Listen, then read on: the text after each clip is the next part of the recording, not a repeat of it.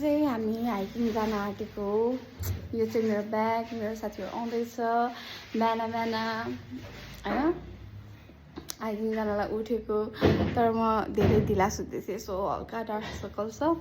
So guys आज चाहिँ म तपाईँहरूलाई हाम्रो यहाँको फेमस होइन ठाउँ नाङ्गे डाँडा भन्ने ठाउँ चाहिँ आज तपाईँहरूलाई लगेर भिजिट गरेर देखाउँछु। अनि मेरो साथीहरू आउँदैछ, म जब साथीहरू भेट्छु तब तपाईँहरूलाई मेरो साथीहरूको इन्ट्रोडक्सन दिन्छु, को जान आँटेको साथी दिदी भाइहरू छ। So stay tuned for that one. अब चाहिँ म निस्केको, यहाँ अँध्यारो छ, मेरो साथीहरू आइपुगिसक्यो भन्ने सुन्नमा आएको थियो। त्यो को मान्छेहरू रहेछ, को भूतहरू हो यो। हेलो, हामी कहाँ जान आँटेको रे भाइ? आज हाम्रो हाइकिङ छ। सो हामी चल्देको, अब डाँडा पुगेर भ्यूहरू यसो होइन।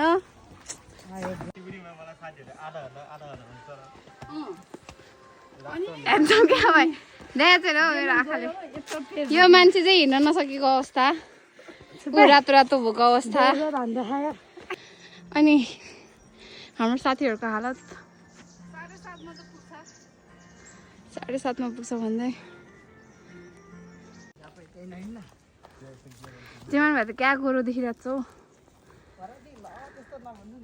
यो मोटी हिँड्न नसकेको अवस्था साथीहरू। छिराइ चाहिँ हामी चाहिँ अब नाङ्गे डाँडा पुग्न अलमोस्ट कति 5 minute.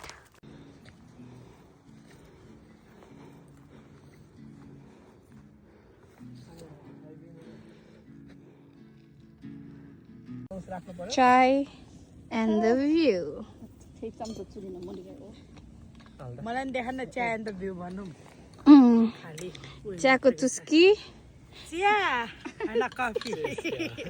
A sorry sorry sorry my mistake, coffee हो। उयो सबैको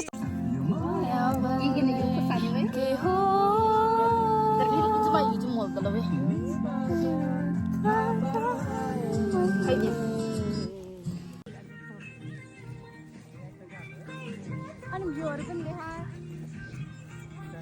अब चाहिँ हामी म यहाँ छु मेन क्यारेक्टर यहाँ। अब चाहिँ हामी होइन यहाँ बसेर चियासा खाएर आइसक्रिममा पानी पिउँदैछु गरेर चाहिँ हामी अब फर्किँदैछौँ। तपाईँहरू यो भ्यू हेर्न सक्नुहुन्छ। तपाईँलाई यदि यस्तो भ्यू हेर्नु छ भने नाङ्गे डाँडा आउनु होला। Like best spot to hang out with your friends and your love one. Cheers! Bye bye.